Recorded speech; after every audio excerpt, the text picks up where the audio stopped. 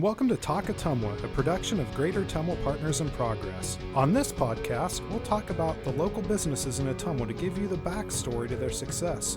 We'll also talk about the economic initiatives that are driving the progress of the community, and we'll talk about the issues that the community faces and much more. So stick around and let's talk Ottumwa.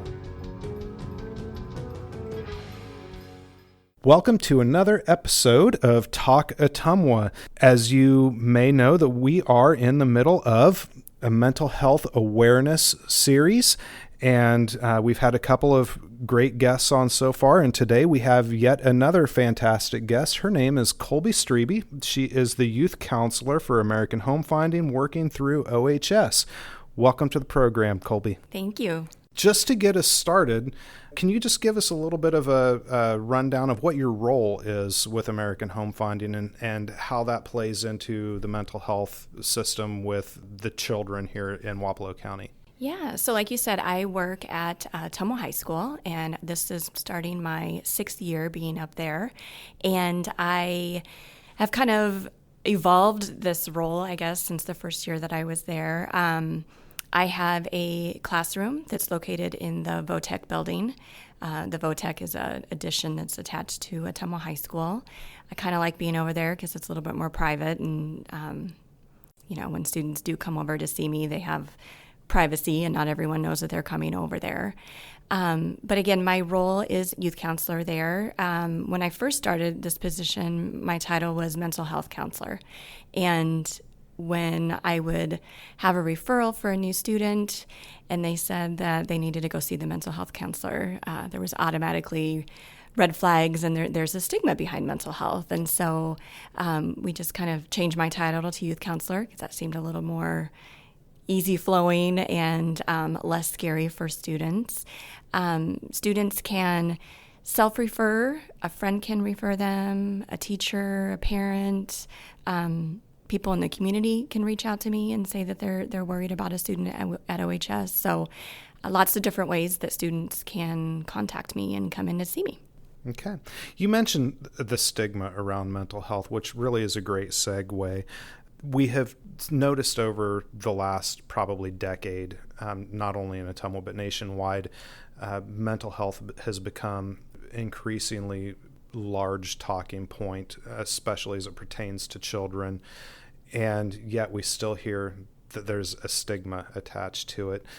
So could you go a little bit into really the background and what you have seen throughout your career and how it's being brought to the forefront, and then how that stigma is still attached to the issue of mental health? Yeah, so I think one of the main stigma points, not just at OHS, but in Ottumwa and, maybe nationwide, there's a big culture difference with different individuals. They just don't talk about stuff like that, and so I think that is something that students at OHS are really trying to bring to light and make that it's okay to talk about it.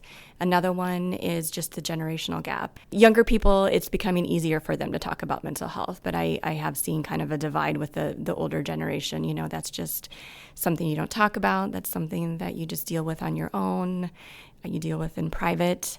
But I do think that the younger students are making that okay to talk about, and hopefully, once they graduate and go off to college and get married and start having children of their own, that they're going to automatically talk to their kids about that. And hopefully maybe one day there won't be as huge a stigma for mental health. Obviously, the comfort in being able to talk about it really is probably one of the major drivers to bring in the issue of mental health to light. But have you noticed a change in the causation over the last few years, like an issue of acceptance, or is it additional family stressors that didn't formerly exist, for either financially or socially or whatever? Yeah, I think there's a lot of reasons why youth is stressed out or having mental health concerns.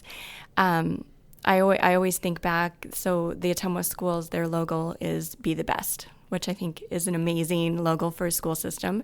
But I think sometimes that trickles down to our students too. And your best one day might not be your best the next day, or someone else's best isn't going to be your best, So just kind of having that knowledge that, every day is not going to be a good day, and you're going to just do the best you can every day, which sometimes getting out of bed and coming to school is the best that they can do.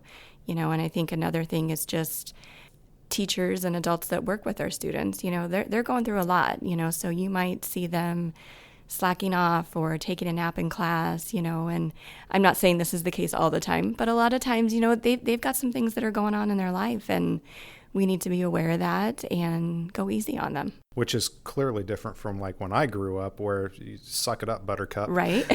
This is the way it is, and you either need to be your best or you're not your best. There was really no middle ground. So it's nice that kids are being told that your best today might not be your best tomorrow. So that's good. And I think as adults we need to know that too. I mean, after every you've been day. conditioned, though, it's difficult. It is hard. It is hard. Bringing the kids up with that mentality is really a good thing, I think. How have you seen the shift in the willingness for the kids themselves to talk?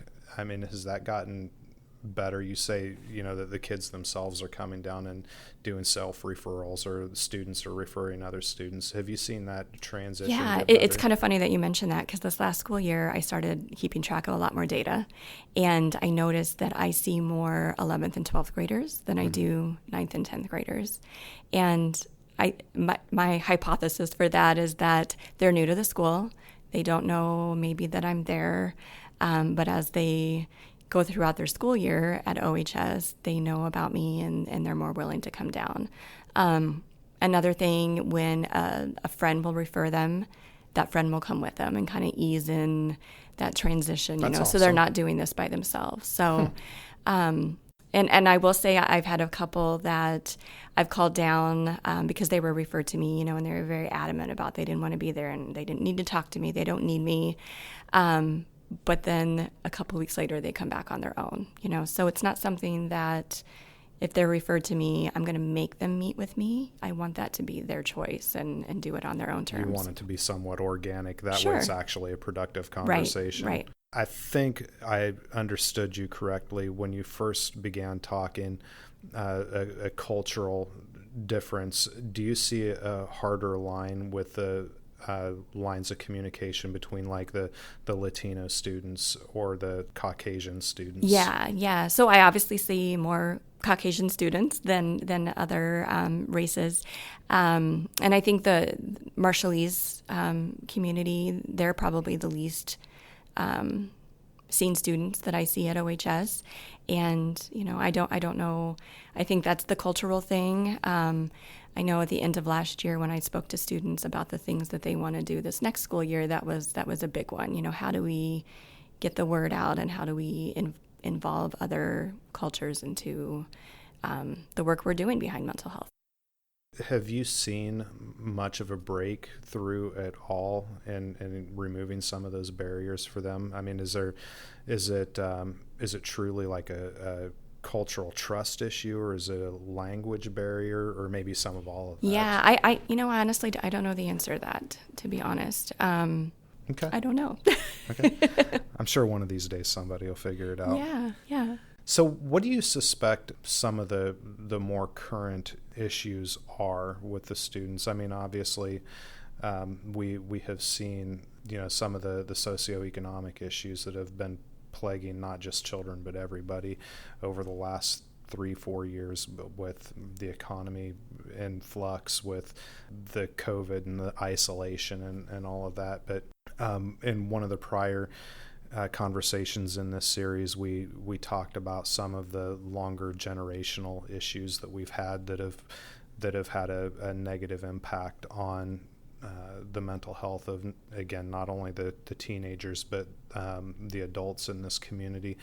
Do you see any of that still being an issue now, or is it a new set of issues? I would say to an extent that's probably always going to be an issue for us. A lot of the things I see at OHS are students that have to get a job to help financially with their family.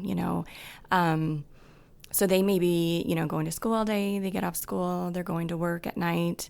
Some of them get back up again and work in the morning and stock shelves at the grocery stores. A lot of them might even be watching younger siblings. So there's, a lot of pressure on them to help with the household duties, I guess, if you will. Another big one, and I think this is probably true throughout the beginning of time, is relationships, just, you find that person that you're just madly in love with one day, and then the next day you're not. And, that's hard. How's that joke go? This is your sixth world in a month. Right. Yeah. So, sometimes I kind of feel like a parent in a way after, the same student will come back several times, and it's kind of like, come on now, but I need to be there for them because, that's real life to them. And this is what's haunting them today, and so what can I do to support them? Do you think that that's a hard line for those students to reconcile when, they have that support and the direction at the school, but yet they're still going home at night and having to continue to live in that environment that's causing a little bit of toxicity mentally? Oh, absolutely. Absolutely. I know when when COVID ended the world that year, we went on spring break and we never came back. And, to know that those students had to go home to that and be part of that for several months without a break at school or that support system, I mean, that just broke my heart. There were some students that I was able to get a hold of, via social media, or maybe the school used to have an app called Remind, and I could reach out to students on that. But I did have a few that just kind of fell off the edge of the earth, and I didn't know how to reach them. I remember one day I actually called DHS and I said, I don't have anything to report, but I am really worried about the student. I can't get a hold of them. And, I'm sure I don't know what they did in the end, but it just made me feel better to know that I was trying to get someone else to watch out for them because I couldn't do that on my end. So yeah, that was hard. Do you see any residual effects 3 years down the road or 2 years, however long it's been at this point? Time kind of messed with me through COVID. Right. Obviously, doesn't mean the same thing anymore. Do you see any residual effects with some of these students because of what happened with COVID? I personally no. And I kind of think in a way COVID was a good thing for mental health just because... No, you're going to have to explain this. Yes. And I'm saying that because there were so many different apps that came out and so many different online chat rooms that came out, so this was something that just because you're at home stuck during COVID, we still have help for you. And those things have stayed and those things are keep evolving. Okay. Because we do have a lot of students that it's hard for them to talk face to face with someone, but if they can text someone or email someone or be in a chat room with someone, that's a little easier for them. Okay. I think the chat rooms and the online counseling has also helped families and parents. They don't have to take time off work to go and get their child from school. The child misses school. This is something that they can do on their own time in the evening, at home, on the weekend. So that's what I'm saying. I think that was a good part of COVID. Okay. But yes, obviously there's a lot of downsides too. But I think that was something that came out of it. Part of this series has been kids taking charge in their mental health and in some cases forging the way for the students that are coming in from behind. And we've heard of a couple of really good stories of that to this point in connection, not only with the Legacy Foundation Youth Leadership Academy, but just from the schools themselves. What do you see as some examples of the kids taking charge of their future and making things happen? Yeah, so this is going to be my favorite part because I get to brag on my amazing students. So 3 years ago, I was looking to start some type of support group or community outreach group surrounding mental health. And because there were several students that I was seeing, and I knew that they would be a good person to connect with another student, but I would never do that because of HIPAA violation, and I would never do that because I wouldn't want to out a student. So I started this group called Stomp Out Stigma, which was kind of it was under the umbrella of Please Pass the Love out of Des Moines, who has since they went out of business this summer, unfortunately. But anyway, Stomp Out Stigma was basically a group that I could invite all my students to be a part of, and it's just what the name says. We're trying to stomp out the stigma behind mental health, and so some of the things that they have done at the high school. 2 years ago, they applied for a legacy grant, and they made a really, really super amazing mental health video that I can share with you, and maybe you can get that out to the listeners. And also with that grant money, they put out resources in all of the bathroom stalls at OHS. A lot of times our students, when they're having a really bad day and they don't know where to go, they go to the bathroom and they lock themselves in the bathroom stall because it's confidential. Almost like they're going to work or something. Right. And I know a lot of people are like, ooh, gross, why are they going to the bathroom? But it's safe for them. It's a small area. They can shut the door, and it's just them, So having those resources in the individual bathroom stalls was something that the students really, really wanted to do. For the last 3 years, they have done a mental wellness expo down at the career campus. And that is always a day with local and state resources regarding mental health or mental wellness. They did activities for little kids, and this last year they did a succulent workshop.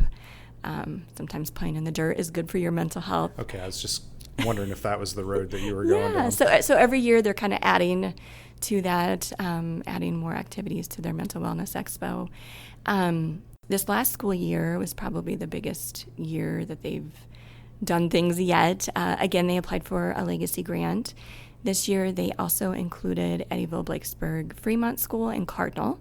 And with that grant, we got funds to take students from all three schools to Day on the Hill in Des Moines. And that was put on by NAMI, which is National Alliance for Mental Illness. In the morning, we did a training on how to talk to lawmakers, and then in the afternoon, we actually got to go to the Capitol and talk to lawmakers and tell them what they want what laws they want to be passed, and which I thought was really amazing. So that was really fun to include the other schools in Wapello County too. And I will tell you, Miss Abby Yeager, who is on one of the other podcasts, that was one of her favorite parts of the program, was going up and being able to go through that process. So it clearly was impactful. Yeah, it was pretty amazing. We also have another organization here in Ottumwa called Be the Light. Mm-hmm. It was kind of brought on by Resilient Communities, and it's all about mental health and suicide awareness. And so they had their first suicide walk last year, and so my students actually designed their logo for Be the Light, which was pretty cool. And they had a booth during the event with giving out information about Stomp Out Stigma at OHS. Another really amazing thing that the students did this year, I was able to do this with 10 students. They did a teen mental health first aid training, and that was put on by AEA here in Ottumwa. And it was 3.5 hour trainings that they did. And with that training, they taught them what to do if someone is in a mental health crisis, how to take care of your friend, how to take care of your family, how to find help for them. And students were certified at the end of that. They had to take a test, and that will be good for 3 years for them. So that is something that I'm hoping to do every year and have more students be involved in that. So as students graduate, we'll still have students there at OHS that are trained in the mental health first aid. So they're kind of like mental health ambassadors for Ottumwa High School, which I think is super empowering. With that training, they were asked to identify staff at OHS that would be a good person to go to if they were in a time of need. And that doesn't have to be necessarily mental health. That could be any aspect that a student would need to talk to an adult. So they recognize those teachers and staff. They gave them the suicide prevention ribbon sticker, which is teal and purple. And those staff members place that on their nameplate outside of their classroom. Okay. So as students are walking down the hallway, they can see that and say, oh, that person's a good person. I can go to them. And those students also made little resource baskets for all of those staff members that were identified. So that has different local resources, statewide resources, as well as some fidgets that they can give to students if they need to. So I can't even speak enough about the amazing things that my students are doing. I think sometimes when you're down in the dumps and not feeling so hot, making a difference and giving back to your community really helps bring you out of that, and making change and knowing that just because they're going through this, hopefully our future generation won't have to. For more than just mental health, that is a sound clip worth keeping. I think that more people need to hear that one sentence that you just said. That's perfect, actually. Let me ask you, you're talking a lot about the high schoolers, and that's fantastic. Looking at, for example, the Iowa Youth Study that is, and I'm blanking on who actually puts it together every year, but it looks at a lot of the introductions to various things with children. And for example, the substance abuse piece, which is either a result or a trigger to mental health, starts a little bit before, if memory serves me correctly, statewide, it's an average of 6th to 8th grade where that's happening. With the mental health services and things that you're doing at the high school right now, is there any conversation about drilling that down to the middle school level at some point, or is it already there? Yeah, I had a couple students that actually went over to Evans Middle School last year, and we set up a booth during their lunchtime, and that specific time was talking about bullying, but we did have a lot of younger students that came up and were interested, and my students were talking about the things that we're doing at OHS, and they seemed very interested about potentially doing that at Evans Middle School. So absolutely, I think if that is something that Evans Middle School or even Liberty now that I believe 6th grade is going over there, I definitely think that would be something that could be implemented over there for sure. What do you see the future looking like for mental health awareness and the action by the school district, by the students themselves, by the community? What's the future look like for that from your eyes? Well, I guess my hope and my dream for that would be, the younger we can start talking to our youth about mental health, not only talking to them about it, but also letting them know that it's okay, and it's okay to talk about it. It's okay to go through this stuff. My hope is that once they're adults and have their own children, hopefully this won't even be a concern anymore. So That's my hope. How can the community help? I think just keeping an eye out, not only for youth, but just anybody that seems different or, that needs a helping hand, just being that support person. It's hard. You might not have all the answers and you might not know what to do for them, but at least telling them that you're going to go through this with them and you're going to stick by them until they find someone that can give them those resources. Do you have any final thoughts? I just want to thank you for doing this series. It's very, very much needed in our community, and thank you for letting me brag on my students. They deserve it. They do.